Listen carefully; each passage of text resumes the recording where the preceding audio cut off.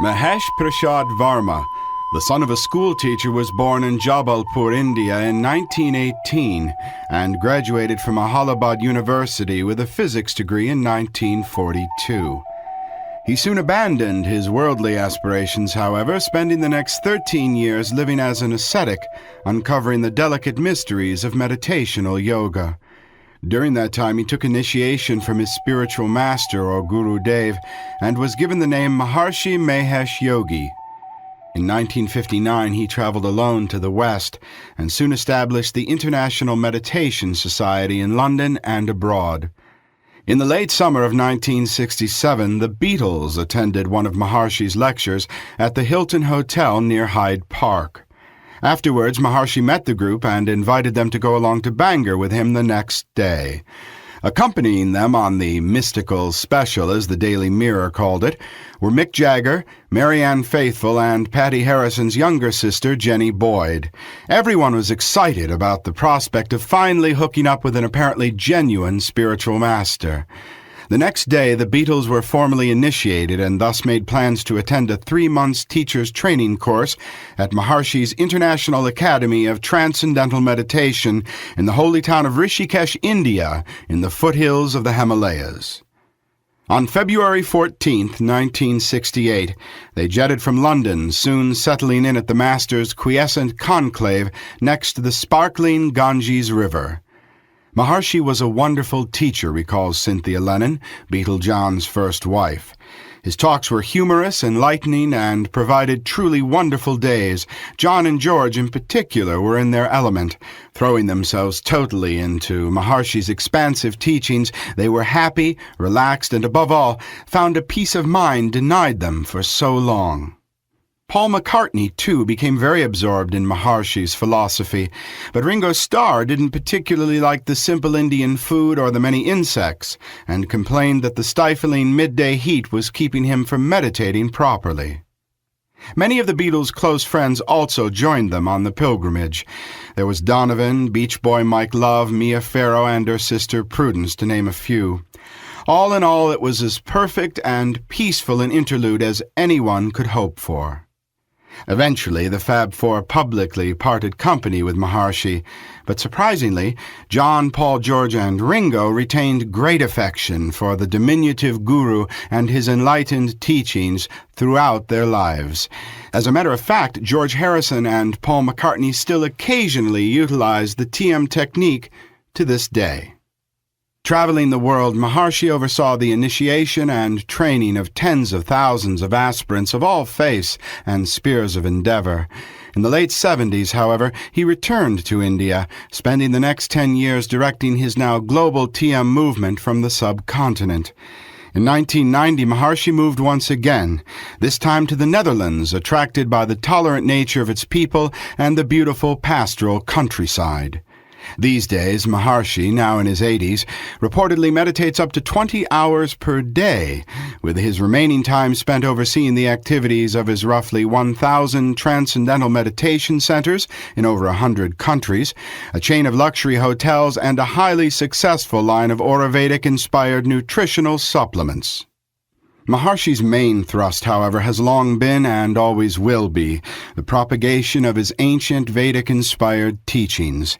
Of the many high-profile swamis who have touched down in the West over the last several decades, only Maharishi's movement has remained really stable and indeed continues to thrive. Probably the first guru any of the baby boomers had ever really heard of, Maharishi Mahesh Yogi will be forever linked in our minds with that long-ago Summer of Love 1967 and his brief venue as the Beatles' engaging spiritual master. In this vintage clip recorded that same year, Maharishi is asked by journalists to explain his particular meditational technique, as well as his erstwhile relationship with the decidedly unascetic world of rock and roll. One sits down comfortably in a chair or wherever one wants, and he uses a thought that he has been given specially for himself, and starts experiencing the subtler state of thought. Are you experiencing the subtler state of thought at this moment? No, I am out in the grot seeking the... What do you have to do to That- obtain this state of thought? Just a few instructions from a trained teacher, and one begins to experience it. How long does it take? About half an hour. And how do you know when it's happened? One begins to feel relaxed. Right from the beginning, one begins to feel some improved level of well-being. I preach a simple system of transcendental meditation which gives the people the insight into life, and they begin to enjoy all peace and happiness. And because this has been the message of all the saints in the past, they call me saint. You seem also to have caught the imagination of the pop stars in this country. What is this pop star? People who sing with guitars. Have you anything to say about that? I find that... You mean the Beatles? Yes. What is the vow that you have taken?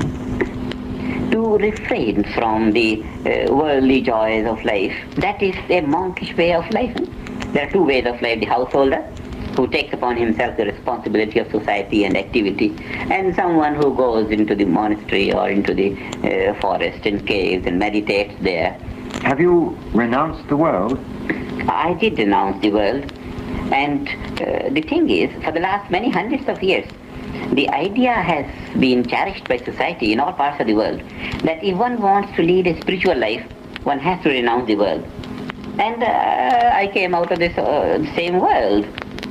That I had the idea that I must renounce the world in order to be really a spiritual man, a yogi. But what I found out is that this spiritual life is not dependent on the renunciation of the world. It's only dependent on morning and evening practice of meditation, which can take our mind to the inner being and open to us the great reservoir of intelligence and energy and bliss consciousness. Bliss consciousness. Transcendental meditation is a process of experiencing consciously the subtle state of thinking and getting to the source of thinking. And the source of thinking is a reservoir of energy and intelligence. Thought flows due to energy, and it takes a direction due to intelligence. So the reservoir of thought currents is the reservoir of energy and intelligence. When the mind goes deep within the thinking process... As in sleep, you mean? Not in sleep. In sleep the mind is tired, thinking mind becomes tired and it ceases to think, but remains on the same level. Here in transcendental meditation, the mind becomes sharper and sharper as it experiences the finer state of thought, and by the time it explores the source of thought, it gains bliss consciousness. What has the word transcendental got to do with it? Transcendental means the mind goes from one experience to the other experience of thinking.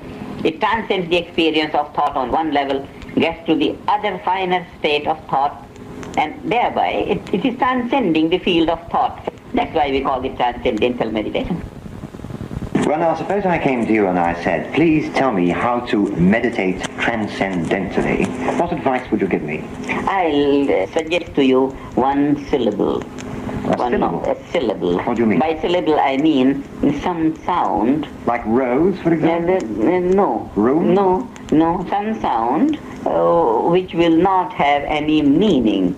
Its value will be just the sound. Well, could you give me an example of such a sound? No, because the thing is that when we say rose, then the mind goes on the rose and the mind floats on the horizontal level. This is what we call thinking. Contemplating on something is the horizontal activity of the mind. Well, now, can you give me an example of this sort of syllable? Example we don't give because each personality has his own suitable syllable.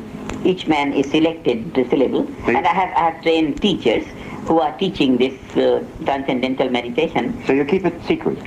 It's a secret. Everyone is told to keep that sound on which he experiences the subtler state of the sound, to keep it in himself. Supposing I came to you and I said, why should I meditate transcendentally? What answer would you offer me? For the expansion of the mind. Well, the mind should expand. In psychology, we know that man uses only a small portion of his mind. So the only benefit would be to myself? Oh, of course. Nobody else? And then it speaks on the social behavior. When one has an expanded state of consciousness, one is happier and he thinks clearly, then whatever he does and how he behaves is on a much improved level. How can you be sure of this, that it would make a better person of me? Because if a man uses his small portion of mind, he must be small in his understanding, in his thinking, in his feeling, in his behavior. And if he uses a bigger portion of the mind, he must be a man of much clearer thinking, more powerful thought force, much more refined and more accomplishing in the field of action. But it doesn't... Good, sweet behavior in love and harmony. It doesn't follow that he would be a better person. He might be a worse person, because he might use a greater portion of his mind to do the harmful things that the small portion of his mind has already led him to do. But the thing is that that source of thought, whereas it is the source of energy and intelligence, it is bliss consciousness. What do you mean by bliss consciousness? It creates a very happy, jolly mood. The sort of happy, jolly mood that people claim to get from a bottle of whiskey. And then the after effects of whiskey are disastrous. But the after effects of meditation are much more encouraging, because one comes out with a happy mood and then he enjoys the world better and behaves much better. Oh, but why his actions are more profound. Why should he behave much better? I mean, are you teaching him the difference between right and wrong? No, we don't teach him difference between right and wrong. We improve his level of consciousness, and then he sees what right is and what wrong should be, and then he behaves better within himself. There's nothing to do with God at all, is it? I think the whole creation and everything has to do with God, but the belief in God has nothing to do with transcendental meditation. But we can't say nothing has to do with God, because everything has to do with the Creator, and it is the Creator which we say God. Is transcendental meditation just another way of talking about prayer? I wouldn't say. If we want to connect prayer with transcendental meditation, we would say this practice will make a man for effective prayers. Because of increased capacity of the mind, every thought of his will be more powerful, and then his prayers will naturally be more powerful. So this is not a method of prayer, but if one wants to pray after meditation, he will pray better. If you want to write an essay after meditation, fine, he'll write very creative essays. Everything that a person does will be done better after meditation. Will be done better and more profoundly. So if a man is very cruel, he'll be even more cruel after meditation. Now, cruelty is the expression of stress and strain. Now, stress and strain just dissolve when one gets to bliss consciousness. All criminal tendencies and suicidal tendencies and wrong habits and taking pleasure in troubling others, these are all the expressions of the stressed mind. The stress appears as condemnation and damaging to others. In gaining bliss consciousness through transcendental meditation, one becomes more contented, at the same time clear in thinking and more powerful thought. And therefore, there is no chance of increasing the bad habits in a man, only that he ceases to be bad. All his actions are much more right and righteous, and at the same time more reasonable for himself and for others. All tenderness of love increases. It's got nothing to do with society as a whole. It is, in a literal sense, a totally selfish practice, isn't it? Absolutely, it is totally selfish and makes a man a better man. When you say that it is totally selfish, what precisely do you mean? Then I say that every tree has to be very selfish in sucking the water and maintaining its greenness if the whole garden is to be made green. Yes, but of course we are not trees. We are living human beings, and we have responsibilities, haven't we, one to another? Of course, yes. We cannot think of a better society without a better man. And to be a better man, a man has to be integrated. His outer life has to be integrated with the inner light of being. Yes, but you see, you keep on talking about this bliss consciousness. Yes. As if somehow or other, a person by attaining this no longer experiences suffering. Very right. a man should not suffer, and why should he? Well, I'll tell you one reason why it might be said that he should suffer, because if we do not suffer, if we do not experience with others the suffering which they have, we lose our impetus to care. No. Suffering is damaging to life and damaging to progress. How is it possible to care for people unless you can experience with them what they are suffering? Through increased capacity of loving more. And it is bliss consciousness that makes a man rise to universal love. How is it possible to love without suffering? Oh no, we love in enjoyment. But the moment you love, you must suffer. Oh no, Surely, because the moment you love, you care. But the care in all joyfulness and bliss consciousness. How can you be joyful when you see around you people who are seriously troubled and suffering? Yes, and because in that joyfulness, having greater ability to help them and alleviate them from suffering, and that is a good friendship. If 10 people are suffering and the 11th who could enjoy, he also comes with tears in life, then he only adds to the depression of the atmosphere. A man who knows how to live life in joyfulness and happiness, he radiates that harmony and love, and that is a real help to those who are suffering. So you think that all suffering is a form of wrong experience to you? Certainly it's damaging to life, to the character of life, which is bliss consciousness. Life is all bliss. You repudiate utterly, do you, the idea that we each have a cross to bear? We don't have to bear a cross and dump ourselves into suffering. Absolutely not.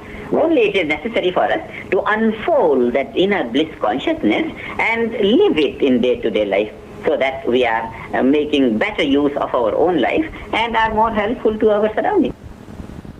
Art of leading, that is the qualities of a leader. You mentioned that a good leader is the one who solves the problems of his follower. A few days ago you said that a good leader does not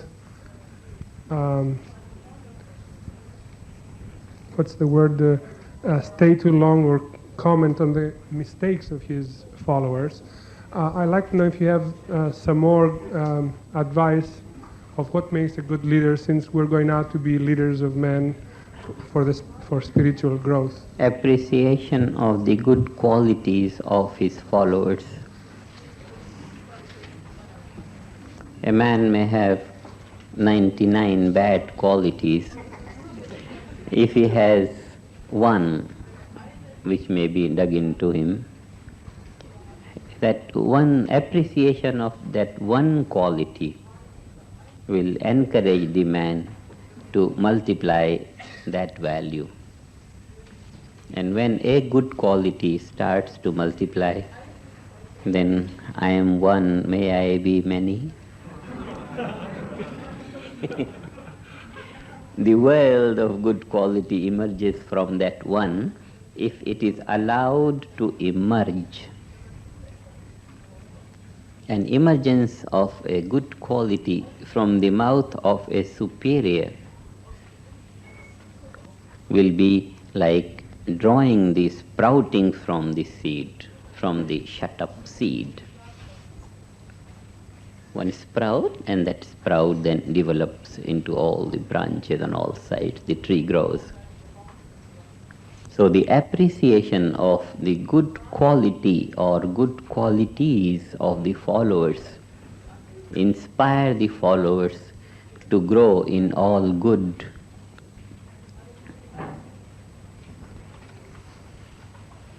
And it should be the policy, again, not to bring up the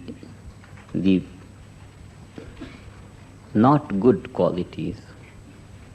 Qualities that are not good, we don't talk of them.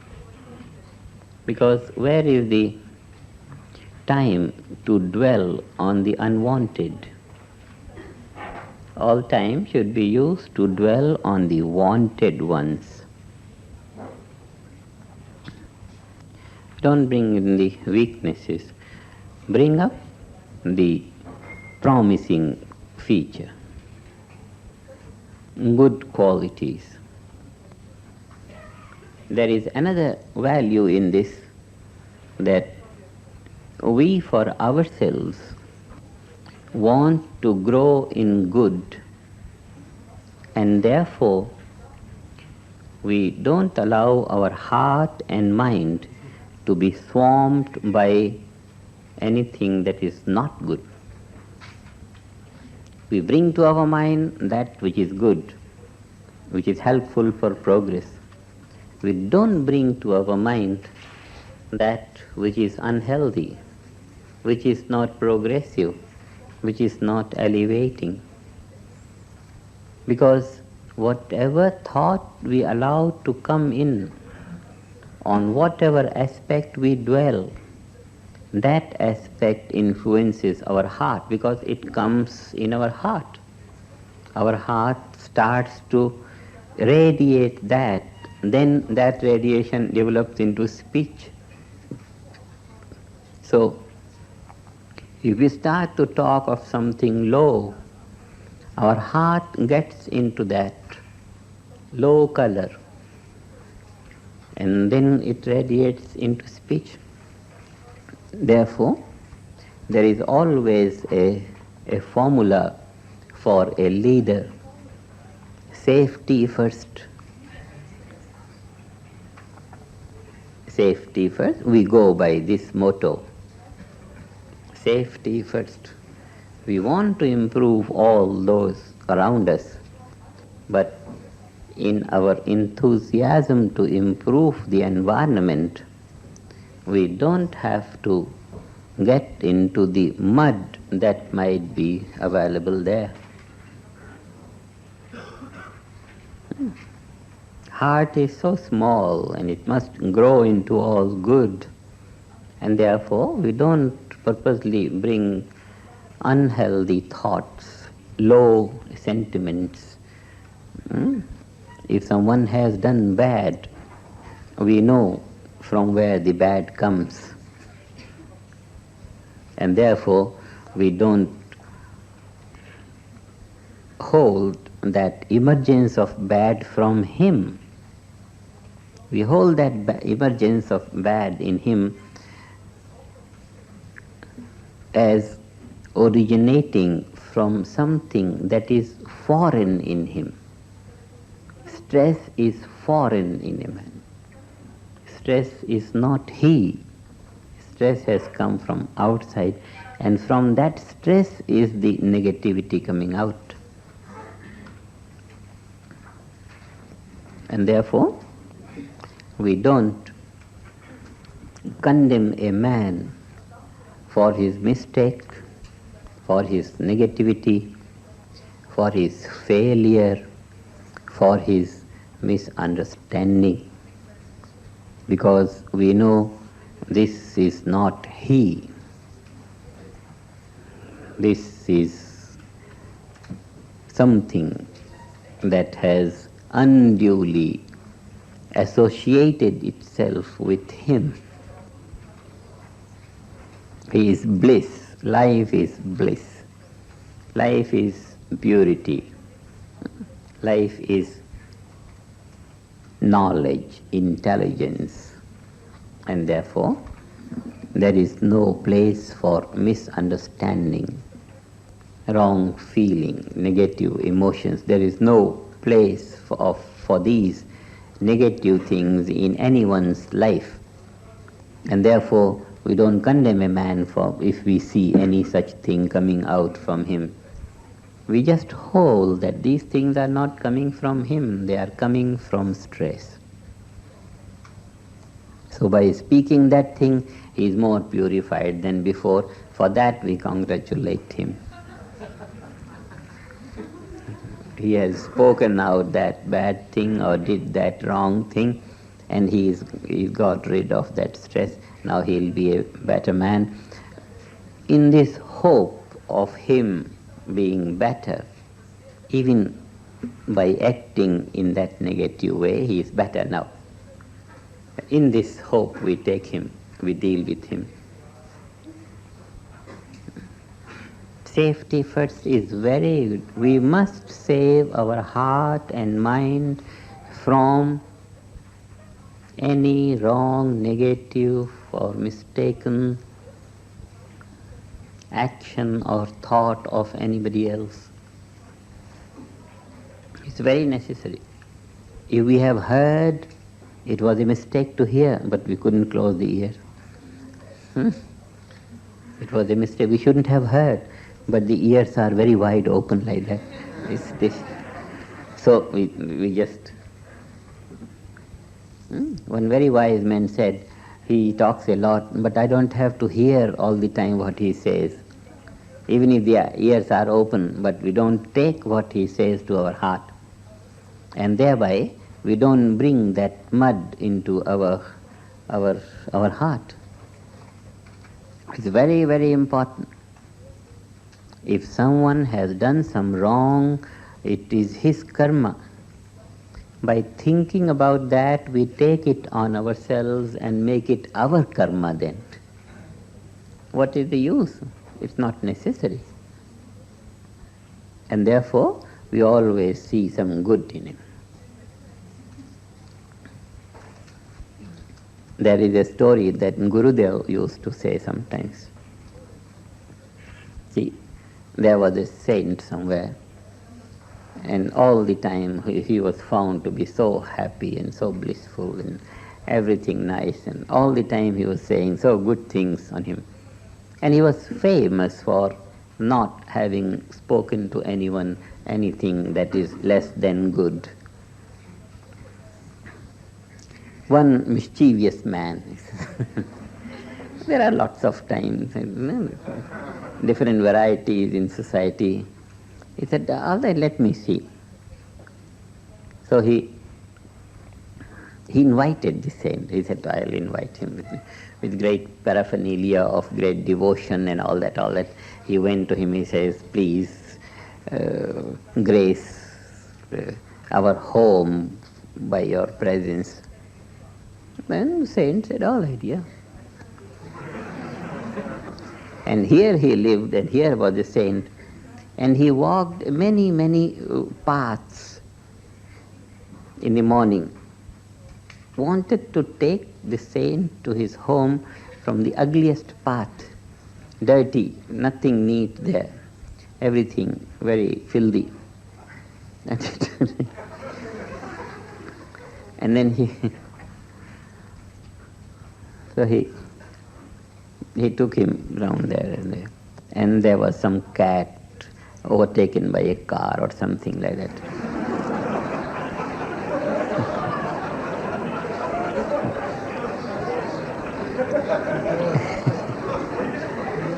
And then he said, oh, what a horrible sight.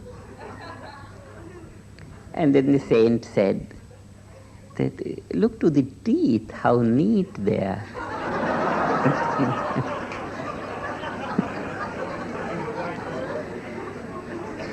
Shining pearl-like teeth, so neat and so pure. And that was it. He purposely made a remark to see, because the whole situation was so ugly, and how can the saint find anything good in that? And he said, oh, look at the pearl-like teeth. This is neat. So even if the ugliest situation is presented, there would certainly be some point of good. We have our vision of bliss consciousness, purity. We are growing into the value towards celestial vision, like that. That is our progressive ideal of vision. So always we pick up something nice. Always our eyes go on, because the vision is not restricted to one point. It's so much wide vision. And there is anything, whatever is there will be some beautiful thing. We are moving in a relative world. One is relative to the other. And therefore, there will always be something to appreciate. There will always be something to appreciate. We bring that value which we can appreciate in our heart and mind. And that is our process of purification. If we bring the bad of the situation in our heart, we have clouded our heart, some smoke has been created, some filth has been deposited. And then if we have not brought the filth in our heart, rejoicing, and we can only rejoice on something beautiful, so our vision is full of beauties, full of appreciations, full of happiness, joy, harmony. That is the vision of a knower of reality. He knows he is moving in the relative. Relative. And therefore, he will pick up what is useful to him. And the only useful thing is whatever good is there, that is useful to us. The good comes to our mind. The bad doesn't come to our mind. This is very, very important. Otherwise, we just get swamped by so many wrongs and so many this. Our life is the expression of our inner potentialities. We project ourselves to the extent we know of our inner status. And there is much more to life than that which we are already living. Let us consider what more there is to life and what more can be lived than that we are living in the present. Certainly, it is wise to know the whole extent of an expression of our life and to try to bring it in all that we have been missing so far. We know if we drop a stone in a pond, the ripples begin to move, and they move over the whole pond, reaching all the extremities. One slight stir in any part of a pond stirs the whole pond, influences the entire field of water and its surroundings. Similarly, by every thought, word, and action, every individual is setting forth influence in his surroundings, and that influence is not restricted to any boundaries. It goes on and reaches every level of creation. Every individual, by his every thought, word, and action, shakes the entire universe. This is the status of an individual. One is connected with the whole universe by every little bit of his activity.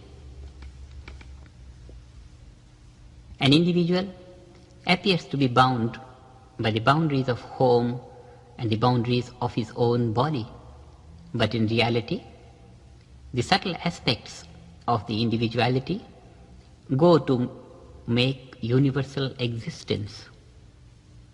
An individual is never an isolated individual. He is intimately interrelated with the whole cosmos. Even more than that, he shares the responsibility for the life of the whole cosmos. The entire universe lies in the individual. Cosmic existence lies in the existence of the individual. Cosmic life rests in the individual life, and the individual life extends to cosmic life. The individual and the cosmos are interdependent. Neither of them is independent of the other. Every move of the individual shakes the cosmos. The universe reacts to the individual action. Every individual has this power that shakes the universe and shakes and saves the gods and angels in heaven. Man has this strength that upholds the universe. The individual, by his every action, serves the universe, and the great power of nature is ready to serve the individual if the individual influences the universe for the progression of the process of evolution. By its very existence, the creation is set in motion to go on and on through the steps of evolution. If the action of the individual is in conformity with the purpose of creation and the purpose of evolution, then the individual serves the cosmic purpose of life, and all the great laws of nature readily serve the purpose of the individual. It is a simple and automatic process of give and take. As you sow, so shall you reap. When the individual behaves rightly, he improves, and by so doing, he contributes to the betterment of the entire universe. But when knowingly or unknowingly he behaves wrongly, he acts contrary to the process of evolution. The laws of nature begin to react against him. The individual receives back the result of his wrong actions. If we think right, speak good, and act truthfully, we receive the support of all the laws of nature, carrying out the process of evolution around us. Naturally, when we serve the government, we enjoy all the advantages of the laws of the government, because all the laws are to serve the individual interest. We as individuals have the influence over the whole universe. Every one of us influences the entire universe by every little action we perform. Obviously, we do not perceive it, but at every moment we are either supporting or damaging the entire universe. Better we forget not the great responsibility that we can do and undo the entire creation that breathes the life of God by the simple individual mistakes of ours. The wrong, once done, cannot be undone. It returns to us from all sides. Everything suffers for our wrongdoing, and we are made to suffer for the suffering of all. Thou shalt reap the consequences of thy doings is the fair policy of Mother Nature. She only wants her children to enjoy. But while enjoying the flowers in the garden of God, those who walk loosely falter and fall unduly. The joy of life is there. It depends on us whether we make use of our power and use it or lose it. Better we produce the influence of all harmony, and we will do this by virtue of our natural ability to think, speak, and act rightly. Our individuality will then command the power of the universe. Make use of the cosmic power of the individual law in favor of our desire, and use cosmic life energy for the health and great accomplishments in life. The unlimited source of cosmic life energy is at our disposal.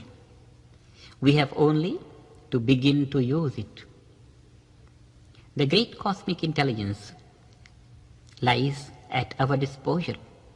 We have only to connect our individual mind with the cosmic intelligence, with the universal mind, and gain all clarity of thinking and all success in activity, and live a life of eternal freedom on earth. The great possibility of our individual life contacting the universal cosmic life energy and intelligence is here at hand. Eternity lies in the present. Eternity always in the hands of the present. It only needs to be appreciated. The present holds the master key to unlock the treasures of eternity. Every moment of our life is supplemented with the eternity of the bygone past and that which awaits us in all the moments to come. Eternal existence of the unlimited cosmos is available to us for all power. Certainly, as we have seen, we are influencing the entire cosmic life, but somehow we are not making use of the great unlimited and vast resources of nature that are at all times available to us. We are always giving.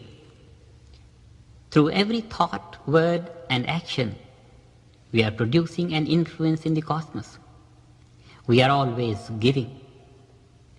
Certainly, we want to give out to our atmosphere all harmony, all peace, all happiness, all love, all serenity and grace, because this alone is useful and life-supporting.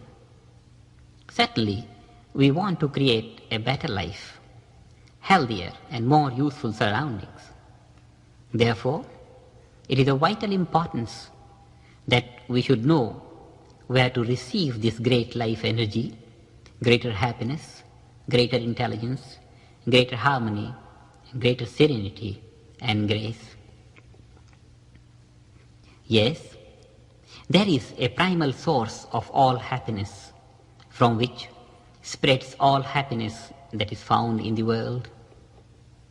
There is a primordial power of life energy from which all energy emanates. There is one primal source of serenity from which the serenity and peace spread in all creation. Let us find out where the source is of all these most desirable features of life. And having found out the source, let us try to contact it and be in a position to draw on unlimited amount of happiness and energy, intelligence, peace and grace for all good to ourselves and to our surroundings. We should know that the purpose of creation is expansion of happiness. From a seed grows the tree, from the atom develops the molecules, and the entire field of forms and phenomenal creation. The subtle strata of creation are at the root of the gross strata of nature. The subtlest stratum of life is at the root of all the different levels of life and living. And there is a level of life subtler than the subtlest, which is permeating all the subtle and gross levels of existence. And this subtler than the subtlest stratum of existence, this transcendental state of being, is the basis of all creation.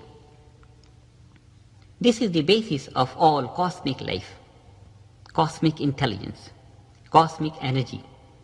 And here, at this level of the transcendental absolute being, dwells the cosmic law, which is responsible for all creation and evolution of life. It creates the innumerable laws of nature to carry the ceaseless activity of evolution of the entire cosmos. This cosmic law is such that in itself it never changes. It maintains forever the absolute status of the being, and maintaining the absolute status of the being gives rise to different laws of nature that conduct the process of creation and evolution, a process which continually goes on and on for all times, filling the phases of eternity, of time and space. Here is the eternal being secured by the eternal status of the never-changing cosmic law, which is the source of all creation, the basis of all cosmic intelligence, and the source of all energy, power, and creativity. This is the ultimate source of all power. It lies in the field of the absolute transcendental existence, which is omnipresent. And as such, it lies within the heart of every one of us. This untapped source of power that lies within us has to be tapped, and cosmic life, energy, and intelligence has to be directly and consciously made a part and parcel of our life, and then our individual existence will be naturally supplemented by the cosmic life energy. Our individual mind will be supplemented by the unlimited power of the cosmic intelligence. Our happiness of this sensory level will be supplemented by the bliss of the eternal absolute being. The present creativity of our mind and the ability of our body will be strengthened and reinforced with the boundless energy of the absolute being. The health of both body and mind, and also the health of the surroundings, will be immeasurably improved.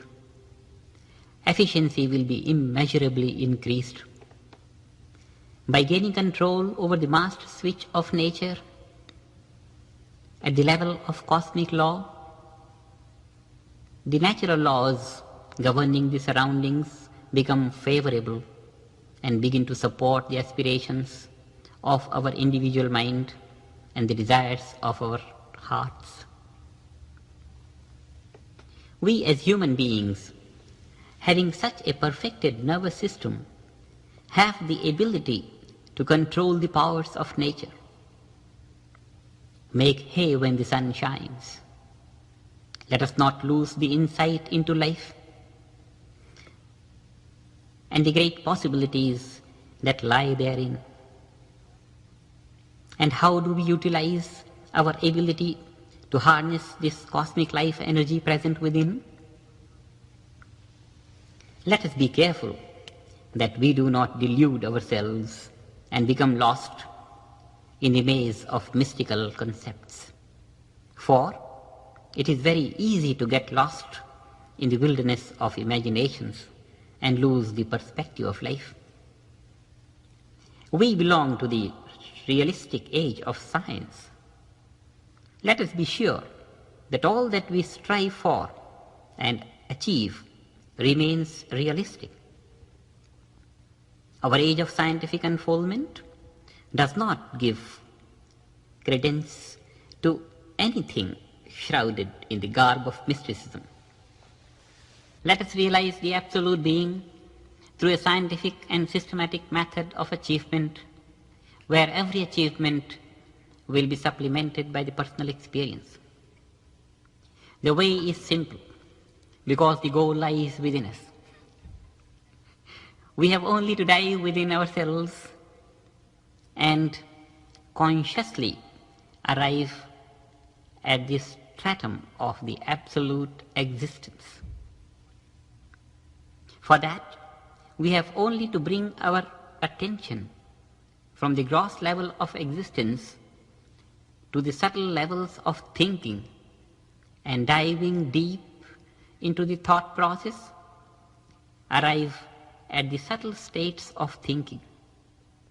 We transcend the subtlest state of thinking and consciously arrive at the source of thinking, which is the field of the being that lies beyond the subtlest phase of creation in the transcendental field of eternal being. This is how, by exploring deep within ourselves, by the method of transcendental deep meditation, we arrive to fathom the ocean of life energy present within ourselves and tap the power of cosmic intelligence and bring the force of eternity and cosmic energy in the present, right here and now, and be what we want to be, what we ought to be, and what we deserve to be. Certainly in our life, we do not deserve to suffer or encounter any obstacle on the road to fulfillment, nor do we wish any desire to remain unfulfilled. Suffering should be foreign to us. Every desire that comes up should find its way to fulfillment, and waves of our individual life should flow in the fullness of cosmic life. And this is the life that we deserve to live. Individual life in eternal freedom of cosmic life. Individual life in the bliss of eternal being. Individual life supplemented and supported by the unlimited force of cosmic life. Be it to us, to our neighbors, and to all the individuals in the world. May God bless every man to turn within himself and tap the unlimited source of power that lies within. Healing power of meditation. We know from our daily experience, anything that pleases the mind heals the mind. Anything that pleases the body heals. Healing, soothing. Any beautiful sight soothes the eyes. It soothes because the eyes like it. It soothes the mind. Mind cherishes the beauty of it through the eyes. So everything in the world has healing power, has power of healing to some degree or the other. Everything charming soothes the mind. A child runs about here and there and does some mischief, somebody slaps him and punishes him. He goes to the lap of mother. Lap of mother is the great healing capacity. The child on the lap of mother forgets the agony of beating outside, begins to enjoy. Great fatigue, tired of day's labor, going to cinema, and if the scenes are good and appealing and nice, it has some soothing effect, healing power. Everything good in the world has the effect of healing. Now, the effect of healing is greater if the capacity of charming is greater. If one thing can charm the mind more, can fascinate the mind, can attract the mind greater, it has the greater healing power. So greater is the charm, greater is found the power of healing in the object. Meditation has the greatest healing power because it leads to greatest happiness. Meditation leads to greatest happiness of permanent order. It leads to kingdom of heaven. It leads to the glory of God. It leads to eternal bliss, happiness of greatest order and of permanent nature. Therefore we hold meditation has the greatest healing power. And the greatest healing power will be that which should be able to heal the life as a whole. All components of life, all phases of life, soothing, harmonious. We will see this evening how does meditation affect the whole life for the influence of healing. How does it soothe the mind? How does it soothe the body, heal the body? How does it soothe and heal the soul. Now what do we mean when we say healing of the soul? The soul never suffers. All those who have been reading metaphysics and have been studying some philosophy, they know soul is the transcendental aspect of our being. It is the truth ultimate. It's abstract. It is beyond the influence of anything of the relative order. So the soul stands in bliss eternal. What does healing the soul mean? Is the soul suffering? The essential nature of the soul is bliss. How can it be suffering? And if it's not suffering, how can we say the soul will be healed? Although soul is all bliss, soul is the subtlest aspect of our being, is the state of being. It is transcendental truth of our life. It's completely out of the field of relativity, completely out of the field of changes. It is ever the same non-changing absolute bliss. It cannot suffer. Yet, when we say meditation heals the soul, what do we mean? We mean this. The soul is the transcendental reality, the unmanifest. All other aspects of the mind and the body, and intellect and ego and the whole universe is just the manifested aspect, gross aspect. That is the unmanifested, transcendental, abstract reality, bliss. Now, everything else is just the manifestation of that. Just as the flower, this red color and this beauty of it is nothing but a particular set of electrons and protons. This form is nothing but formless energy. This is the finding of the material science. This form is nothing but formless energy. It is electronic and protonic energy. It's energy only. When we can conceive the positive form of the flower to be abstract energy, then if we take the analysis of the flower further on, ultimately we come to the truth that is never changing. The nature of the truth is bliss. That is the ultimate reality. Bliss is the ultimate reality of the flower. Bliss is the ultimate reality of the table. Bliss is the ultimate reality of everything that exists. Ultimate, beyond changes, never changing, ever the same, constant. Its nature is bliss. This petal is nothing but electrons and protons. So, electrons and protons are pervading it, but in a manifested form. Just as the ice ball is nothing but water through and through. Water pervading ice. Ice is nothing but water. Every particle of ice is nothing but particle of water. It is water that is pervading. Yet, ice doesn't exhibit the qualities of water. It shows some different qualities. Similar is the case with the whole universe. All these objects of all senses, the whole field of experience, begins to exhibit some other qualities. Somewhere it becomes black, somewhere white, somewhere all the colors, somewhere solid, somewhere liquid, somewhere gaseous.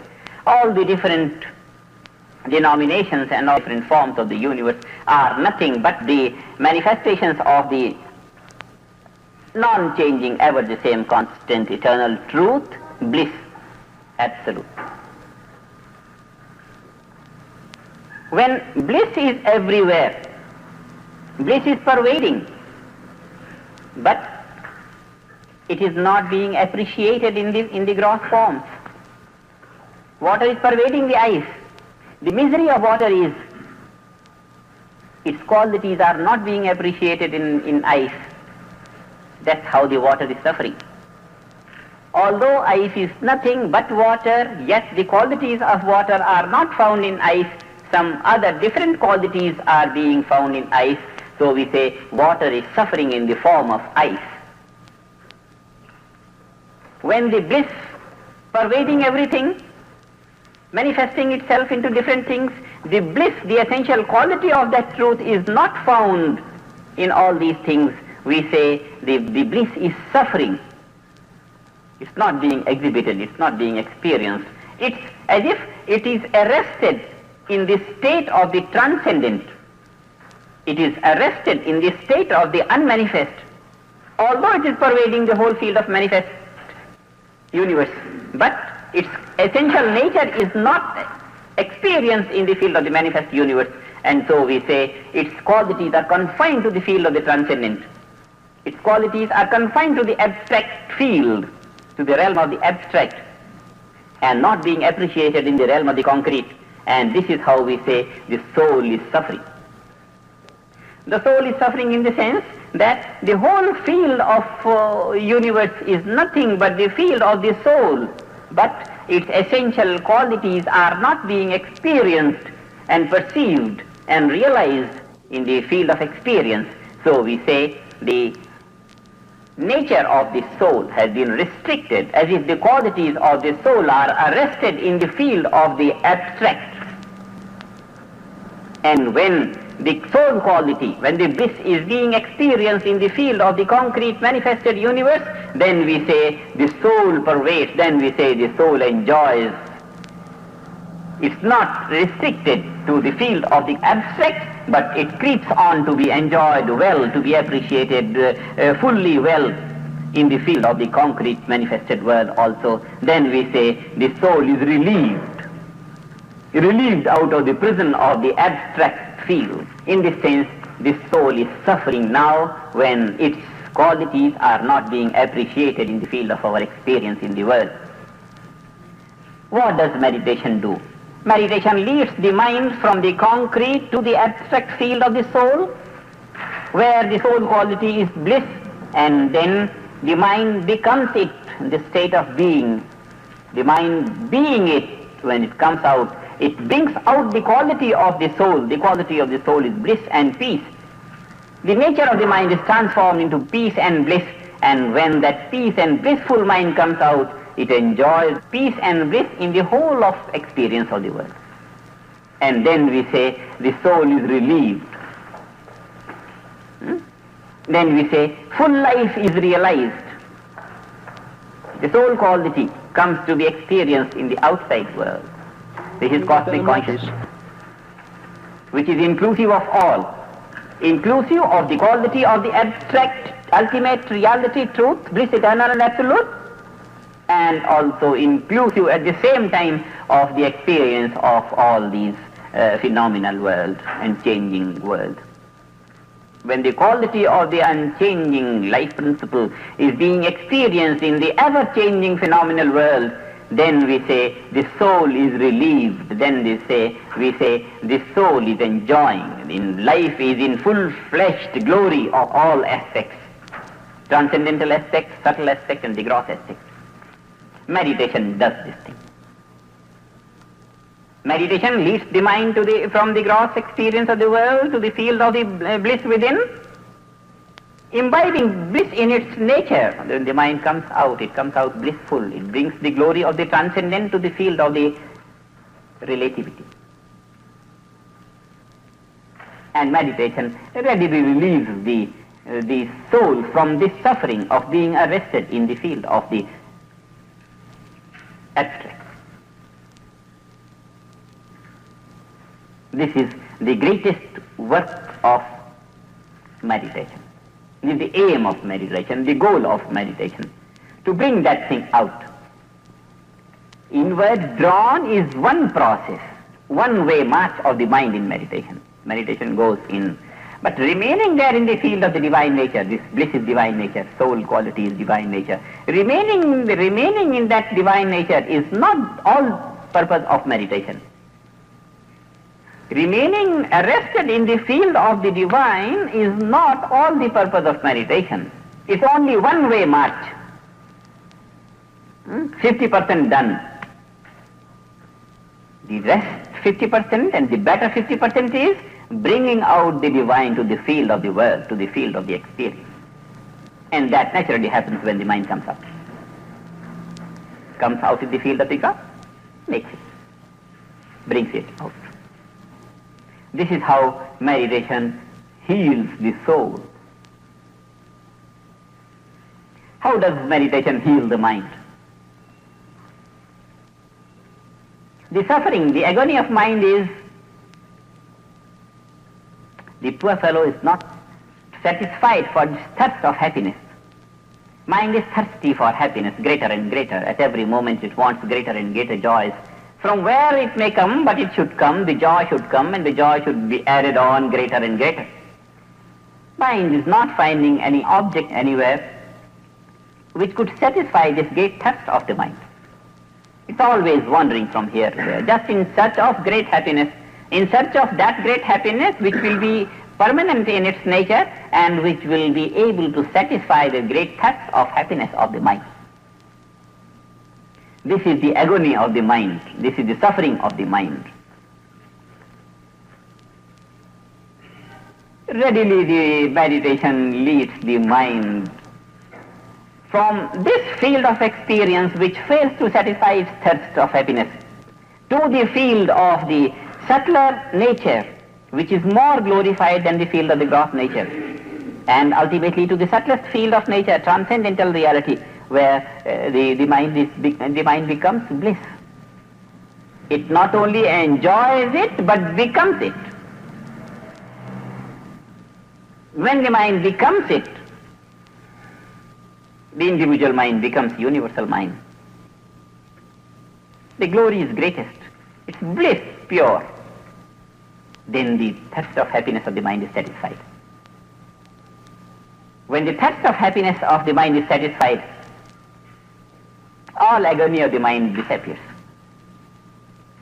Mind is blissful. Submerged in bliss, becomes bliss. No tensions, no desires, nothing of worry, no misery left. The misery of the mind is not finding any medium of great happiness. Meditation leads the mind directly to the field of greatest happiness. And this immediately, instantaneously relieves the mind of all the worry, of all the misery. Howsoever worried a man may be, within 5-10 minutes, it's no exaggeration. I'm speaking on the basis of the experience of thousands of people who have come in my contact. Within 5-10 minutes, just he is instructed to go deep down within and then say, open your eyes, and opening the eyes, he says, oh, wonderful. This is the usual expression, wonderful, how nice and how much relaxed I feel, and oh, wonderful. Somebody says, oh, it's like a magic. What happened? Many begin to believe, they become scared as if they become see surroundings and they feel as if I am hypnotized or what, as if I am I was in a different world. So much great relief comes in the mind, immediately. And this is no hypnotism, nothing, but the direct positive experience of the inner glory which the mind has never experienced. Great happiness inside, and the mind goes to it and comes out. And immediately tensions are released. Many medicinal-minded people have called this meditation to be the non-medicinal tranquilizer. Immediately tranquilizes the mind. And this tranquility of the mind is just a side gain, not the main goal of meditation, just a side gain. Just as when we grow a tree of an apple, we grow it for the sake of good apples, good fruit. But we enjoy the shade, and the shade of it comes much earlier than the fruit comes. So this tranquility of the mind is just the first gain of meditation, immediate byproduct of it. Not very important, not the goal of it. But it's of great use in the practical life today. That which is the headache of the best minds of the Western world today, the question of tranquility, it's a side gate, it's a byproduct of this simple system of meditation, which needs nothing, only guiding the mind to go to the deeper levels of consciousness, unfolding the unfolding the greater glories hidden there, experiencing positively and coming out with that great happiness. This is how meditation heals the mind. Immediately.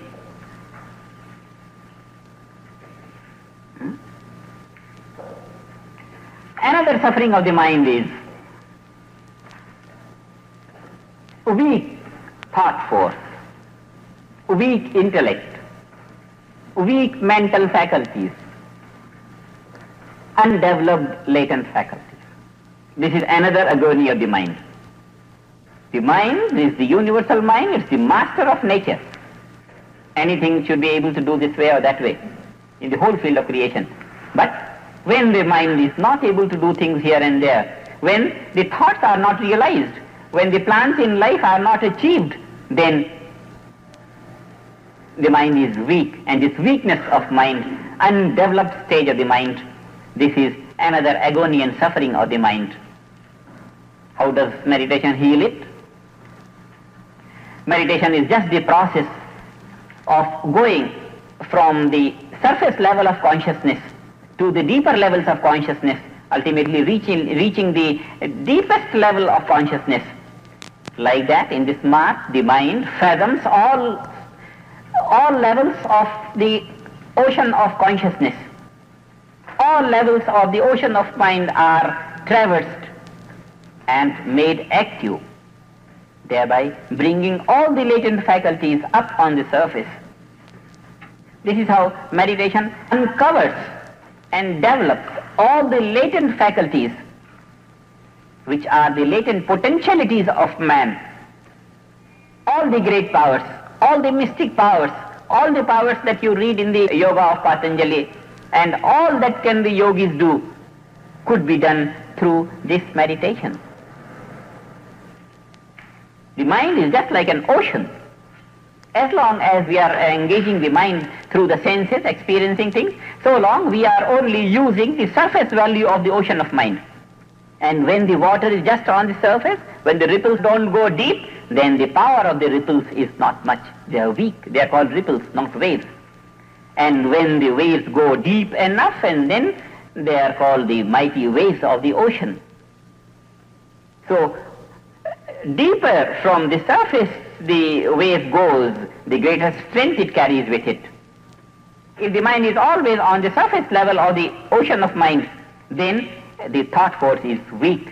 And if the mind fathoms the deeper levels of consciousness, deeper levels of the ocean of mind, and stirs all levels there, coming out, it brings out all the latent faculties up on the surface of the ocean of mind, and then one thought, and it is realized, thoughts are realized. And when thoughts begin to be realized, the great potentiality in the thought comes, the thought force becomes intensive, then this is another healing of the mind. Then the mind is satisfied. It is freed from the agony of weak status. This is how meditation heals the mind. How does meditation heal the body? Good doctors have said that about 80% of the physical diseases are the result of mental tensions. Mental tensions are at the root of 80% of physical diseases. And when meditation heals the mind, eliminating the mental tensions, then the very cause of 80% of physical diseases is disappeared. The meditation goes to eradicate the very cause of physical diseases, 80% physical diseases. It does not patch up as today's medicines patch up. They heal some portion and they create some bad effect in some other portion. It has a much greater medicinal value than the drugs of today, which go to satisfy one point and create some disturbance in the other aspect of the body. In meditation, when the mind is concentrated and it goes deep within on the point, when the meditation is deep, the breath flows very slowly. Naturally the breath flows very, very slowly, When the breath flows slowly, then all other functioning parts of the body get rest. This natural rest to every part of the body rejuvenates the body. All the heart trouble and lung trouble and kidney troubles and so many sorts of different troubles which the doctors feel they should be given rest. All that is rejuvenated from within due to the great and natural rest that the body gets during meditation. When the breath flows longer and deep, then the life is exhausted much greater. When the breath is preserved, when the breath is slow, and then life enhances. This gives longevity of life. Longevity of life apart from rejuvenating the cells within. When the machinery of the body is always functioning, parts are always functioning, they get worn and torn, and the effect of age begin to appear on the skin and on the constitution. When they begin to get rest, then young age begins to show its marks on it's natural, it's most scientific.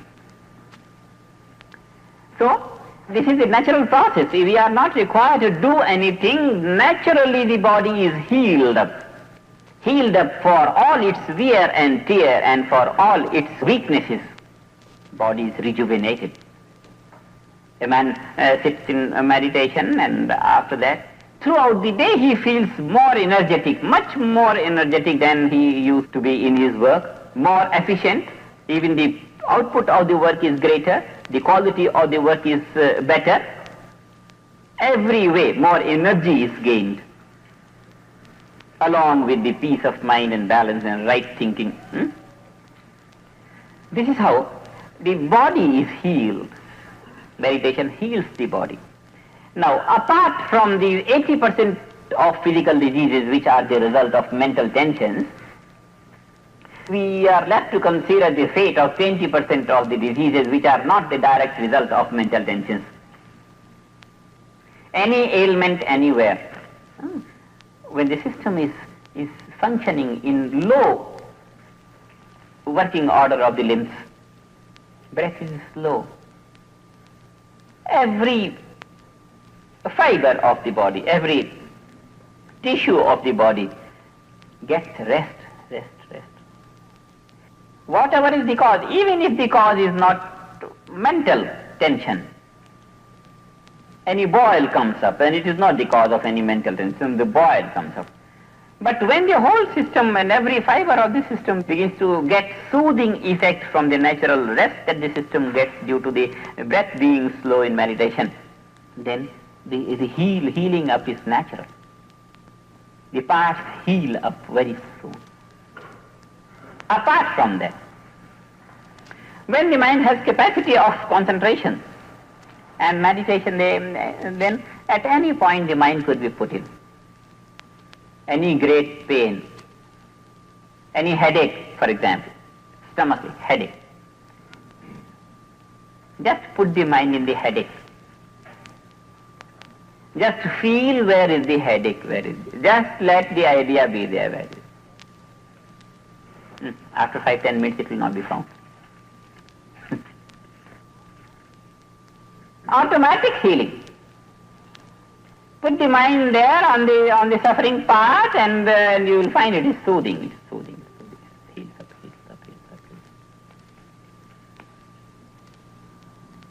This is how.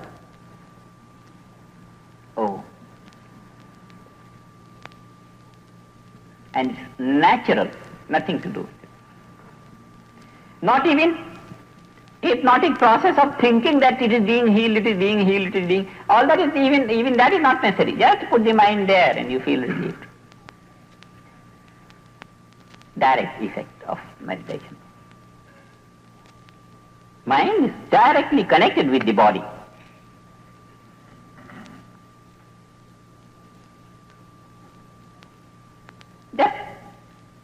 This body is only for for the wish of the mind to enjoy some things through the eyes, to enjoy some things through the ears, to enjoy things through the senses, we have taken up the body, and the body is just the slave of the mind. But when the mind is made the slave of the body, then the whole trouble arises. Let our mind be strong, and it will be strong only when we give it something which will satisfy its thirst of happiness, and that meditation does directly leads the mind to the chamber of bliss within, and leading the mind to the kingdom of God, kingdom of heaven, the glory of the divine. The mind becomes satisfied for its thirst of happiness, and the body is healed, and the mind is healed, and the soul is healed, and everything is healed, all harmony everywhere, all upliftment everywhere. Then we begin to live all glories of life, material, mental, and spiritual. This is integration of life. Meditation is a means of integrating life for all its aspects, material, mental, and spiritual. If they don't love each other genuinely, the wife starts to love some other man, if the husband starts to love some other lady, then it becomes very difficult for them to be in harmony with each other. They try to live in harmony, and then the inner conflict just keeps on bursting, and they start to find out outer causes to be angry with each other. And in that situation, they do become bold to do what they had been wanting to do for so many months or years together. Because the interest is not in one another, the interest is somewhere else. In such situations, meditation will help the other to sustain the shock. So meditation will help the other to sustain the shock, and it will help this to enjoy more life wherever the interest is. It's not like to be true in trouble where it's happened. The one who was hurt. Those kinds of things will happen in case when they are not interested anywhere else, and they are only differing with each other, fighting with each other. Immediately the effect of meditation will be that they start to be less in conflict with each other, and they become more harmonious and more harmonious. But if the interest is somewhere else, then the situation will be difficult to patch. But help will be there with meditation in both cases. Did you say then that the meditation will bring them closer together, or shall we leave that out?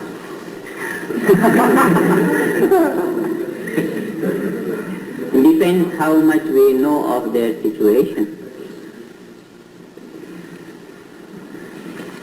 We can always say meditation will make life better and rich under all circumstances, because inside the harmony is growing, and intelligence is growing, and happiness is growing.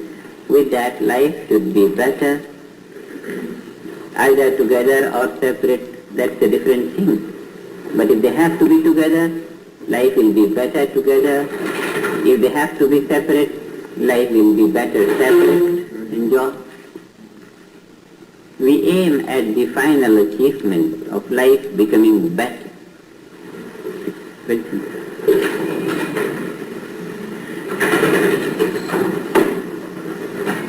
Because it could be that the man is very aggressive, and it's just not possible for the poor wife to continue in that harassment.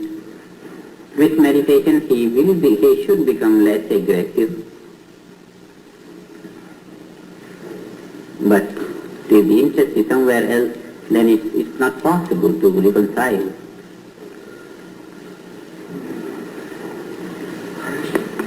Therefore, we just promise give them a better life, happier mood all the time and all kinds of things. But what will happen can only be determined by taking other conditions in consideration. It's always good for husband and wife to meditate together. And one more step taken ahead, it's always good for the family to meditate together. 20 minutes can be set aside morning and evening for meditation. And whosoever in the house, they all meditate. There is no one remaining outside to do any disturbance. Husband and wife is a very intimate relationship.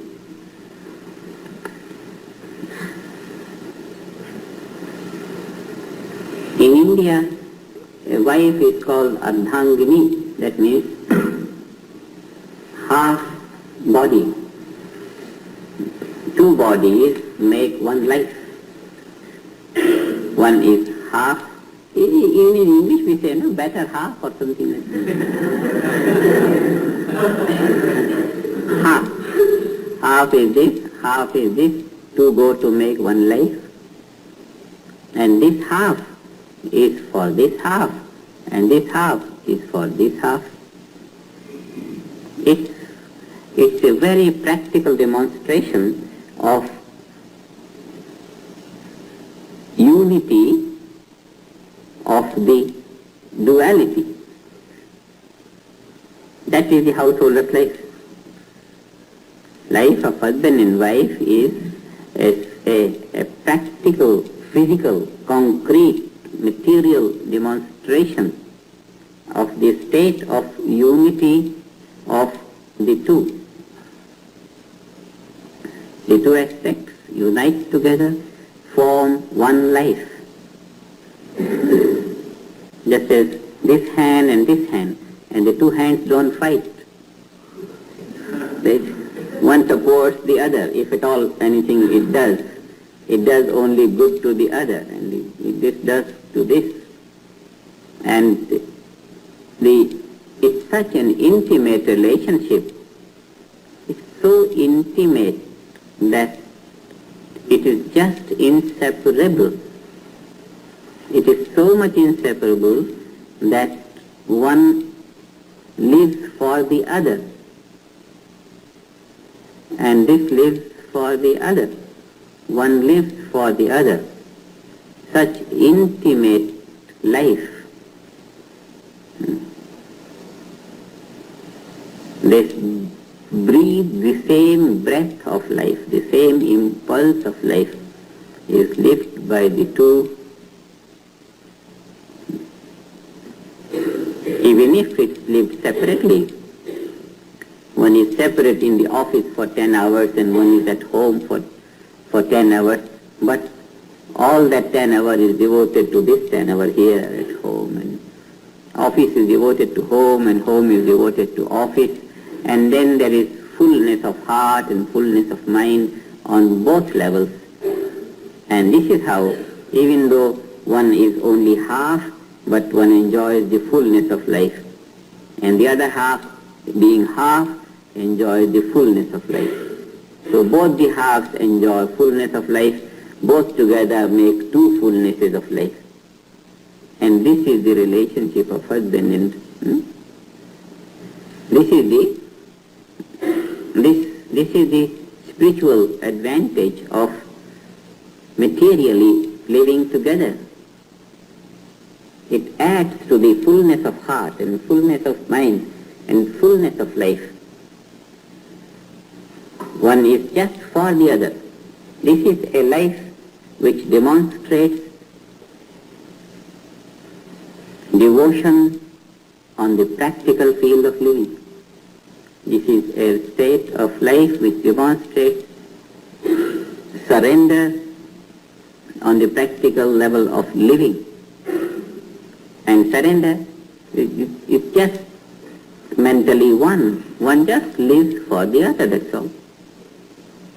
And it's a life of sacrifice. sacrifice much greater and much more intimate and much more intense, much more complete than the life of sacrifice of a sannyasi. The sannyasi has a life all to himself. A householder lives for the other. A very great superiority as far as the quality of life of a householder is concerned over the quality of life of a recluse. A recluse lives for himself.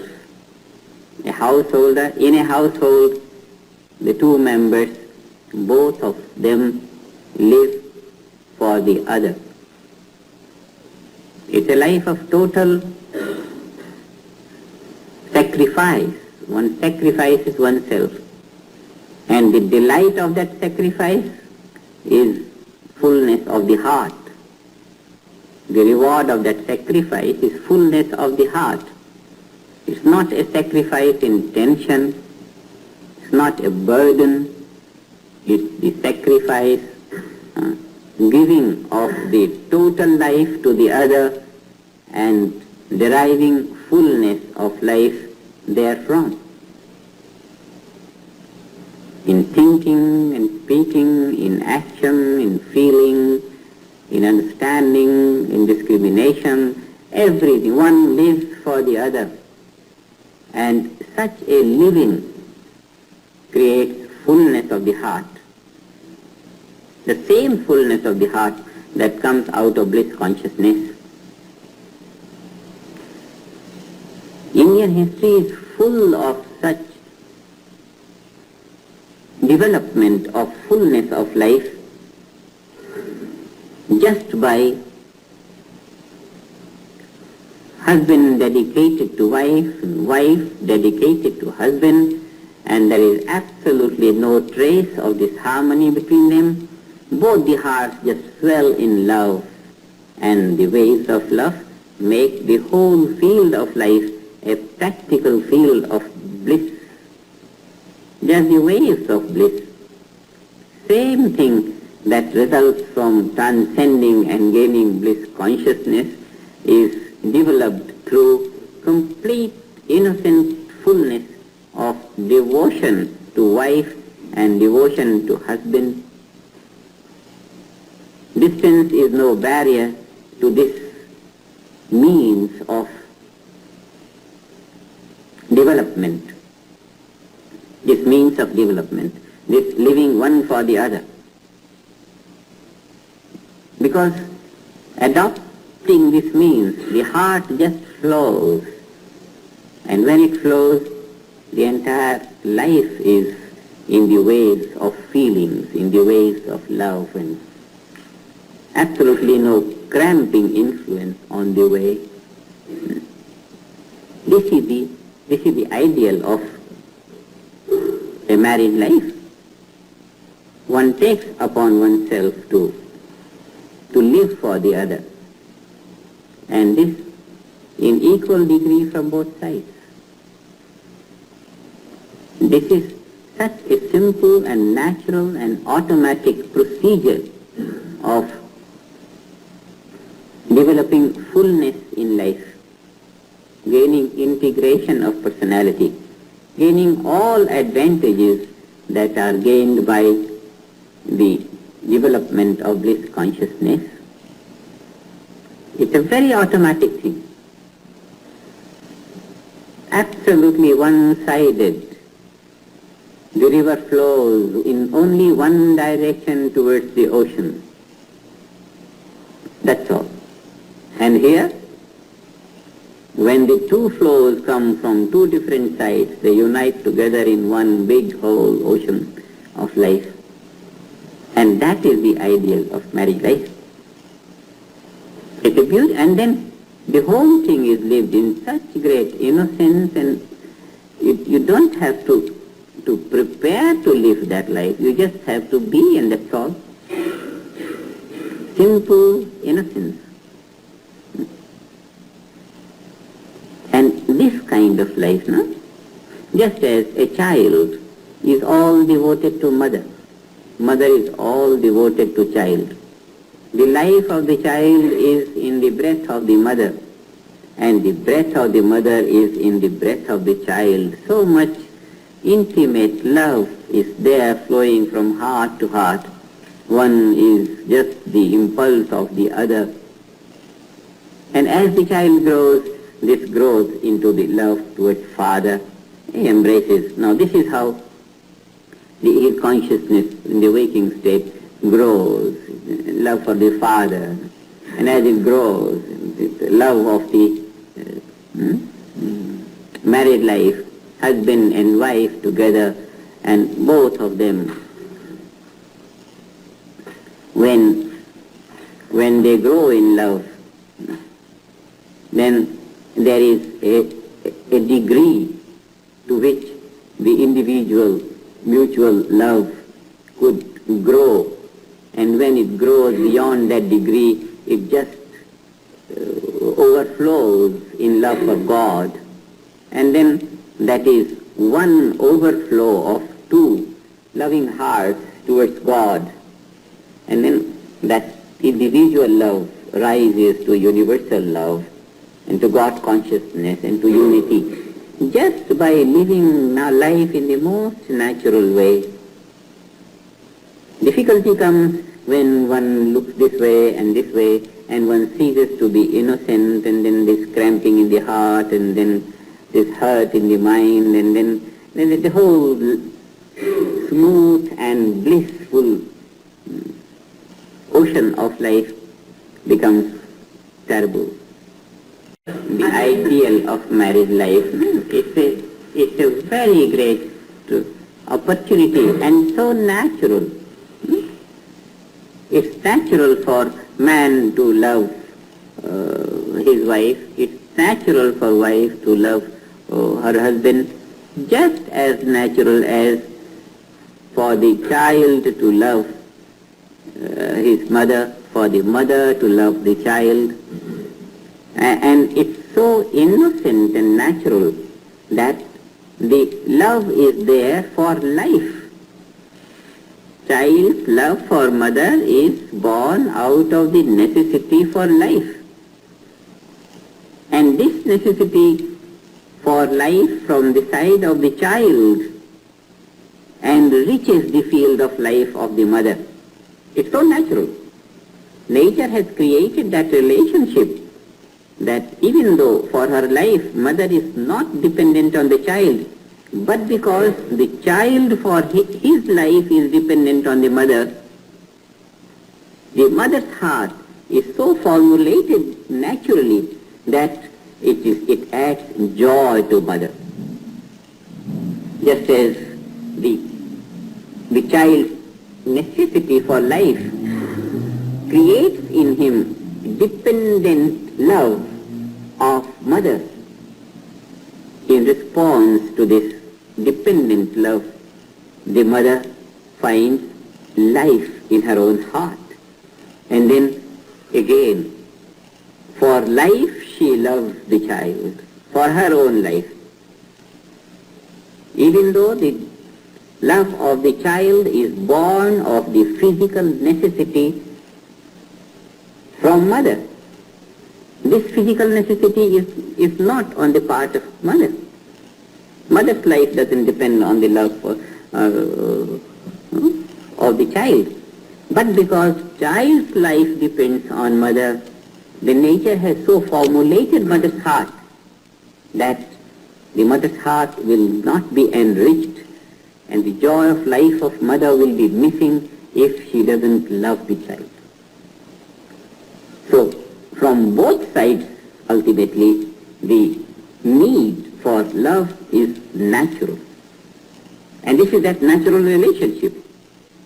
One loves the other.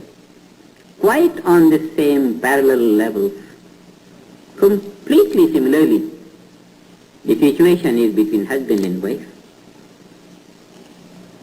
The wife depends on husband, husband depends on love, and then this dependence on each other swells in the enrichment of the heart. And this just brings to them the blessings of increasing happiness all the time. Whatever they have in their surroundings, whatever circumstances, whatever situation in society, everything else is on one side. Irrespective of any situation, the two hearts are enough to find fulfillment of life in the most innocent relationship between one another. This is the intimate relationship, and that is the reason why throughout the world the understanding is one is half of the other. Half of the other.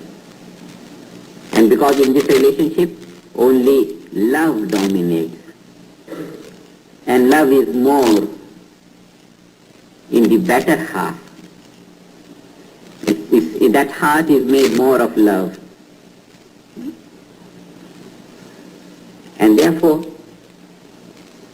married life is such an opportunity for spiritual development, and the whole thing happens so innocently.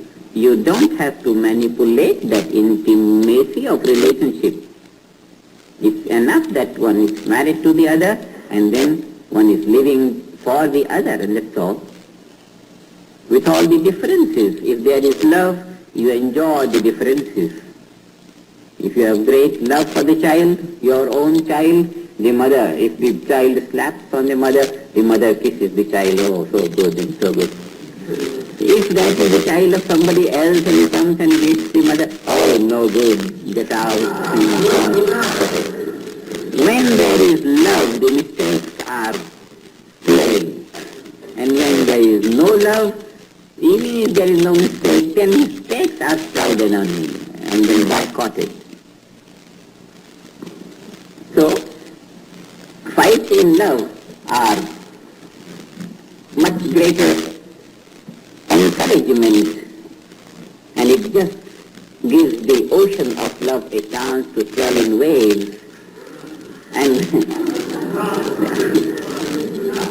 difference of opinion is all right, but one always looks deeply into the other. He is saying this, maybe he likes this. I'll also say yes. He'll say we'll go there. He'll say oh, that's fine, we'll go there. Always yes on the surface. Later on you can say, I was thinking on that. Mad people, does it cross or goes downward or? Whatever brahmachari gains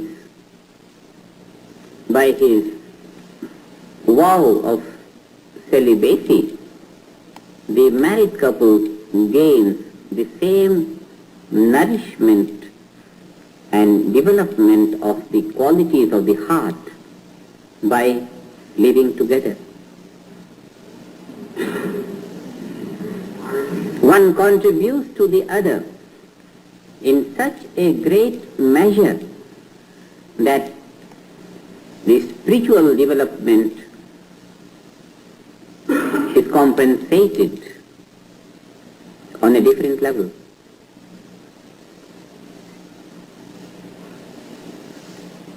Any way of life, if it is lived in the full merit of its class,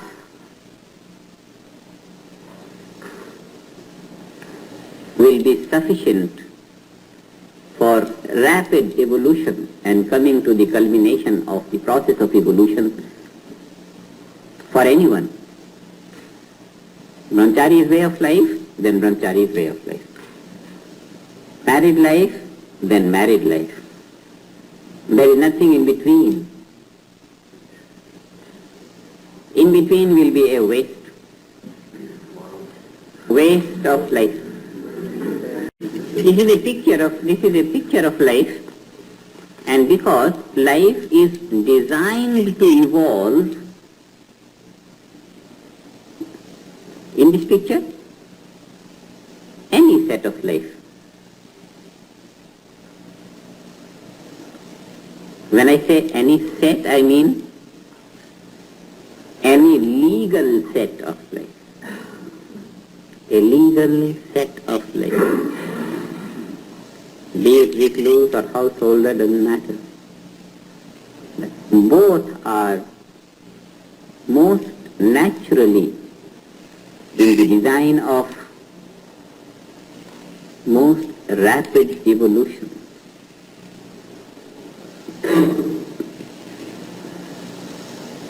And it's so simple to live with all good and intimate and cultured and loving feeling for each other, so intimate, so good, in a natural way.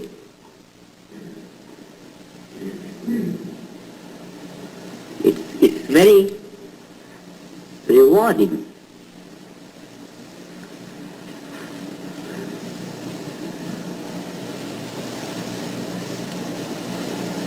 It's very rewarding.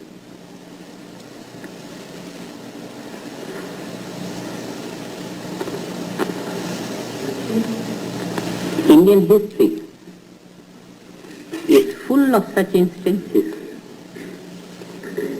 It's just full of such instances where the man was conducting his business or whatever he was doing to earn the living for the family, and the wife at home was just devoted to her husband, and that's all. And they got to such great siddhis. Siddhis means powers. Anything that they would want will come. There is that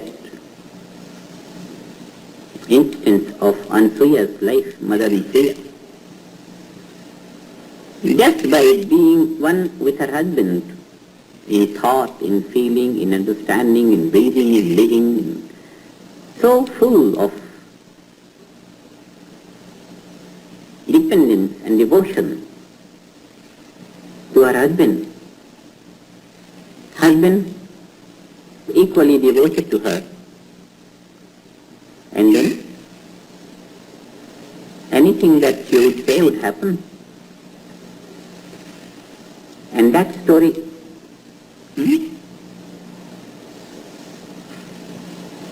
that said the other day, she said, now the sun will not rise, that's all. That command over the laws of nature, so much command, because that heart was full of love. Every fabric of that heart was just an impulse of that love, which is the wave of infinity. And then every impulse of her mind would be just worked out by all the forces of nature taken together. This is gaining mastery over creation, command over nature. And in the most natural way, no fuss about anything, no practice, nothing, whatever. Living most natural, spontaneous life. And because the love between husband and wife is such a natural, and naturally it is so intimate, spontaneously it is so uniting, that itself works as a means of yoga, works means of unity, raises the value of the heart to that fullness. Just that. Therefore, what is most desirable is that as long as we have that natural quality, it's beautiful. Otherwise, we meditate and take it easy and just start living fullness and radiating life on all levels, spontaneously gaining support from all nature. spontaneously. If it's the life of a brahmachari, fine, the whole nature will support. If it's the life of a married life, dependent on each other, fine. On equal level, in equal degree, nature will support. Utter simplicity and innocence. The brahmachari lives for God, and the same thing happens in his heart. A husband lives for his wife, and the same thing happens in his heart. A wife lives for her husband, and the same thing happens for her heart. It swells in love, it gets cultured into that value, gets fullness on that level, enjoys mastery over creation. This is on the level of living, the pattern of living. This has nothing to do with transcendental meditation. Transcendental meditation, raising the level of purity in thought and feeling, enables the heart to be able to be so innocently full in love. Yes, meditation helps one to rise to that value, spontaneously, nothing. That is the value of meditation. Otherwise, just by living life according to how it is most spontaneously and naturally designed, one would rise to that infinite value of existence.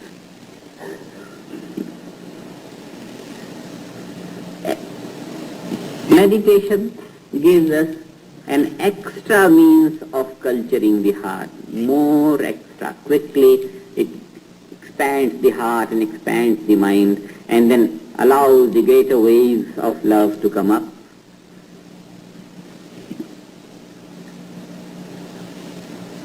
It's a very, very fortunate situation in whatever setup we have placed ourselves, whether a brahmachari or a married man, and that's it.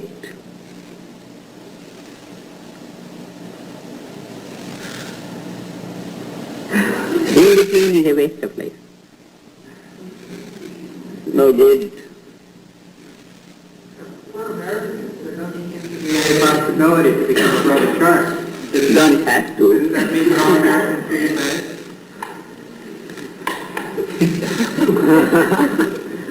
You see, this decision cannot come from anyone else. It has to come from within one's own. I want to lead a brahmachari life, or I want to lead a married life. Nobody else can decide. Marriage councils are, if they're good to help thinking here and there, but no other than man himself will be able to decide whether he wants to remain a brahmachari or a householder. Always.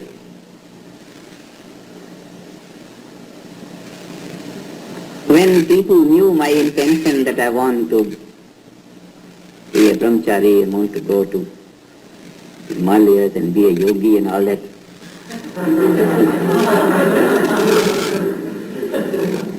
lots of persuasion that everything you can do at home and all that.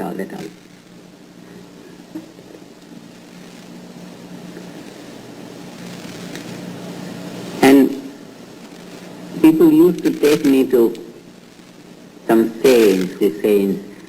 Much in advance they'll go and tell him that we are bringing a boy to him and you persuade him to marry and all that.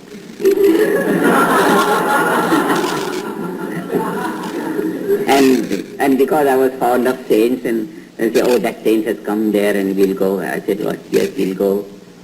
And then we'll start something talking about God, and later on this topic will come up. And then the saint would talk to me quietly and will persuade me to marry and all that.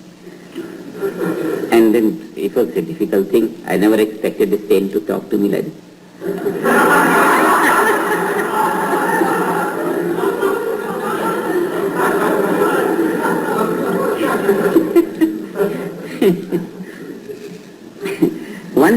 was a very powerful saint. I loved him very much.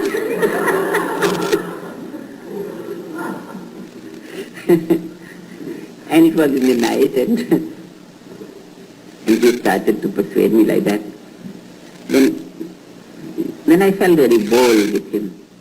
Then I said, do you think anyone else can make a decision for anybody else? What kind of life we should lead? Don't you think the decision should come from one's own? And he got a shock. Very elderly saint, good, I loved him, and he was a very learned saint and very nice. And then he got a shock, and he said, he just stopped for some time, maybe 2-3 minutes, and he said, you have a very right deciding mind. No one else can decide for you, you have to decide. And I said, yes, this is what I was thinking.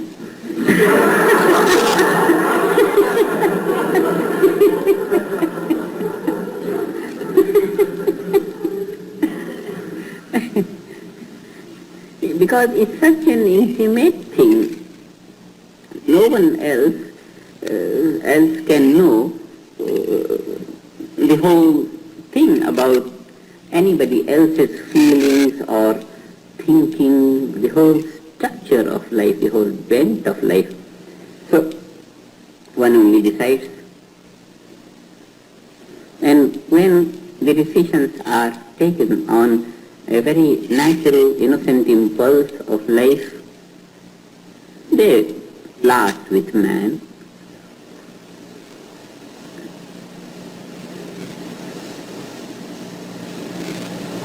Anyway, but it must be a legally established way. This way or that way doesn't matter anyway, but it must be well lived.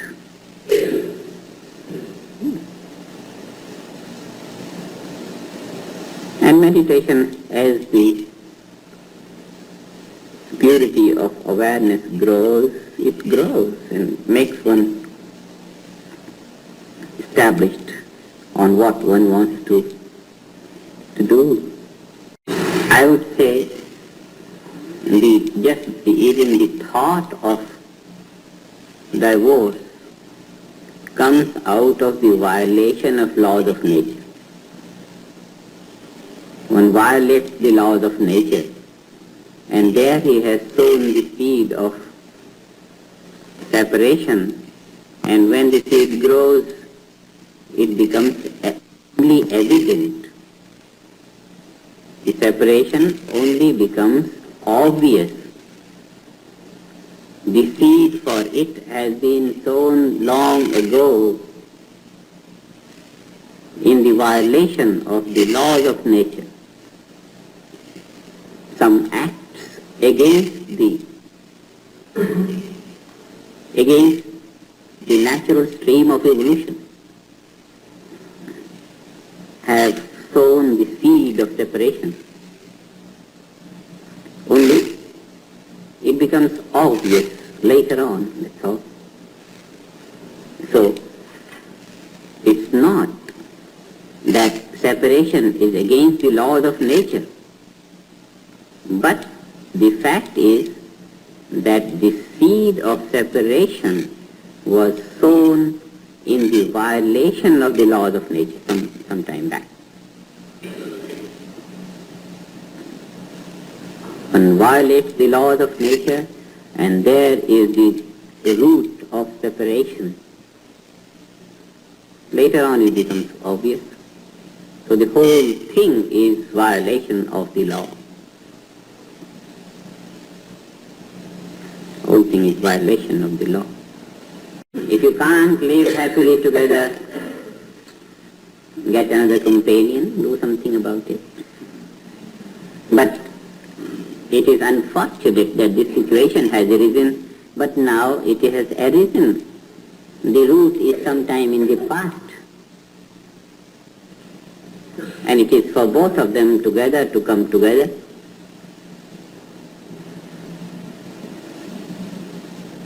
Communication will bring together if the interest is together. Misunderstandings will just fall off as pure consciousness grows, very naturally. But the interest, if the interest has developed somewhere else, then the whole thing has to be gone through. The ideal situation will be whosoever takes the initiative gets the consent of the other.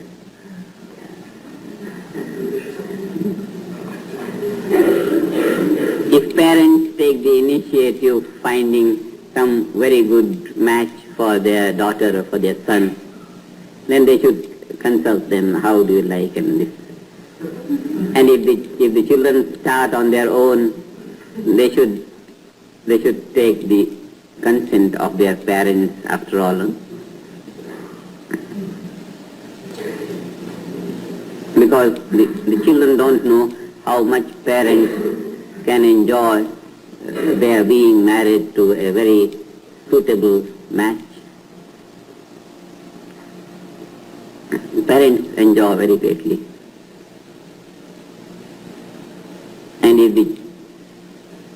the children don't consult their parents, there is nothing that the parents can do, but the joy that they can derive out of this happening, they are left out of their joy. And parents being more experienced in the world, they can save the children from falling into pitfalls. It could be more, because married life is a security to the heart. That is what it secures safety, stability to the heart. And as far as stability in life is concerned, the parents are in a better position to guide on that level. But both should go together, and they will naturally go together. If the children are close to the hearts of mother and their father, and as mostly one has to be, it's always a good thing to have the consent of parents.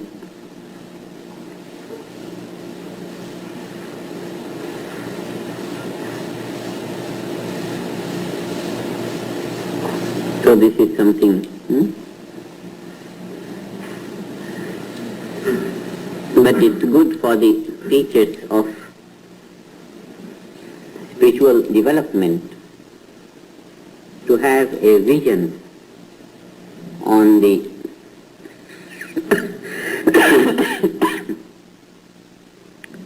on the setup of natural course of life, whether one takes a single course of life or one takes a companion and goes ahead, but the natural setup of life, it's good to have a vision on that, so that you have that situation. But it will not be good for us to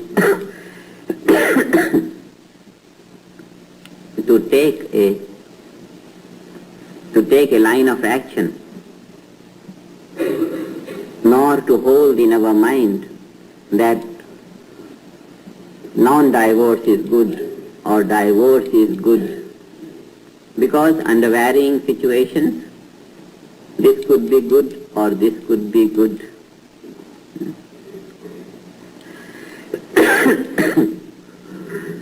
If it is left to me, I would create a situation in the hearts and minds of the people that no one would ever think of divorce. But if the necessity arises, it only arises because of the lack of wisdom of life. Necessity of divorce is is very unnatural, and that unnatural situation arises only due to the lack of wisdom of life.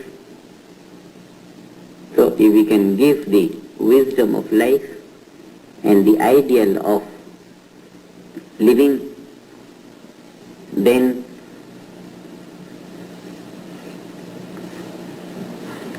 situations of security will always be improved security. What is most necessary is security. Man's heart or husband's heart needs as much security in the field of love as a wife's heart needs. Heart is a heart, whether a man's heart or a or a lady's heart, doesn't matter. But both need security and fulfillment. Geoffrey Giuliano is the author of some 30 internationally best-selling books on the Beatles, John Lennon, and other iconic musicians of the 1960s. In 2006, his book, Paint It Black, The Murder of Brian Jones, was made into a film by Stephen Woolley and Nick Powell entitled Stoned, The Wild and Wicked World of Brian Jones. It remains a cult classic and the only film bio of the Rolling Stones. Giuliano is also a veteran journalist, having written for dozens of high-profile newspapers and magazines, including The Sunday People, The Daily Mail, The News of the World, The Mail on Sunday, Playgirl, and Rolling Stone. A noted film actor, Giuliano starred in such movies as Vikingdom, Scorpion King 3, Jules Verne's The Mysterious Island, The Fifth Execution, Far Cry 3, Fire Desire, among many. In addition, he hosted the long-running North American syndicated radio series, Geoffrey Giuliano's Roots of Rock, for 5 years, as well as pioneering the audiobook industry in the 1990s by authoring, narrating, and producing over 250 original, non-book-based, interview-driven productions. Giuliano's publishers included Random House, HarperCollins, Delta Entertainment, Durkin Hayes, Playaway Audio, Speechworks, and B&B Audio, among dozens more internationally. In 1998, Random House acquired his firm Tribute Audio, for which Giuliano acted as CEO and publisher for 5 years. His best-selling audiobook, That Fateful Night, True Stories of Titanic Survivors in Their Own Words, was nominated for a Grammy. In 2014, Geoffrey Giuliano founded Icon Editions and G2 Media Arts to market his updated works as well as publish new projects. As a visual artist, Geoffrey has been showing in galleries across America since 1977, garnering impressive reviews. His first professional assignment was designing several T-shirts for The Who's Pete Townsend in 1976. Geoffrey also designed and illustrated many of his original rock biographies for the biggest publishers in the world from 1984 to 2006, as well as designing for his pioneering record label, Samba Records, in the mid-1990s. From 2006 to 2011, Geoffrey was also the primary designer for the French fashion house Cotai. When Giuliano first conceived of creating his own literary imprint, Icon Editions, he became responsible for illustrating and designing 35 book covers, several hundred CDs, DVDs, as well as dozens of promotional posters, and eventually an entire collection of exclusive fashion and art. The expansive Design by Giuliano brand grew out of Geoffrey's impressive commitment to the arts and is the culmination of a lifetime's work by an extraordinarily talented and determined Renaissance man.